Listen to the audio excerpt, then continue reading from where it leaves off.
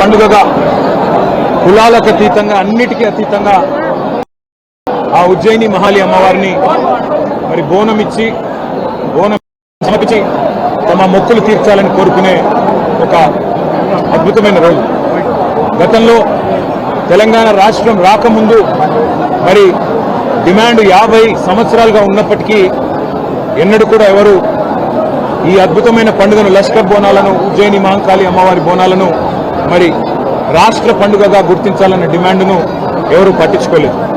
కానీ పెద్దలు కేసీఆర్ గారి నాయకత్వంలో ఆ రోజు మా తలసాని శ్రీనివాస్ యాదవ్ గారు, అదేవిధంగా మా హైదరాబాద్ నగరానికి సంబంధించిన శాసనసభ్యులు, అదేవిధంగా నాయకులు అందరూ కూడా వచ్చి ఇది తప్పకుండా మనం చేయాల్సిన పని అంటే కేసీఆర్ గారు చెప్పిన మాట ఒకటే, మనం తెలంగాణ సాధించిందే ఆ తల్లి ఆశీస్సులతో.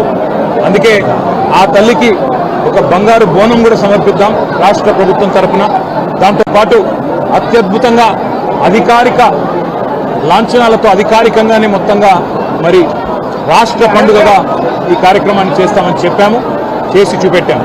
ఇవాళ చాలామంది చాలా చెప్తుండొచ్చు, కానీ కేసీఆర్ గారు భారతదేశంలో మొట్టమొదటి ముఖ్యమంత్రి. యాదాద్రి లక్ష్మీనరసింహస్వామి దేవాలయాన్ని 1800 కోట్ల రూపాయలతో రాష్ట్ర బడ్జెట్ నుండి డబ్బులు కేటాయించి అత్యద్భుతంగా నిర్మించిన నాయకుడు కేసీఆర్ గారు.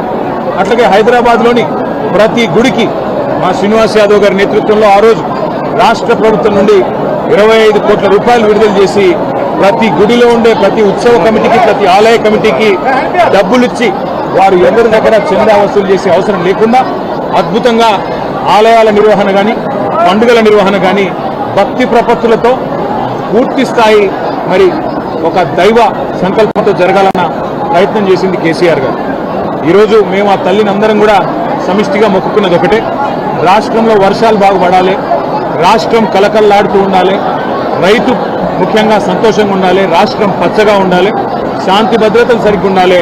ఆ తల్లి ఆశీస్సులు తన పిల్లలందరికీ కూడా ఉండాలని మనస్ఫూర్తిగా కోరుకుంటూ మీ అందరికి కూడా ధన్యవాదాలు. మీ అందరికి కూడా తల్లి ఆశీస్సులు ఉండాలని కోరుకుంటున్నాను.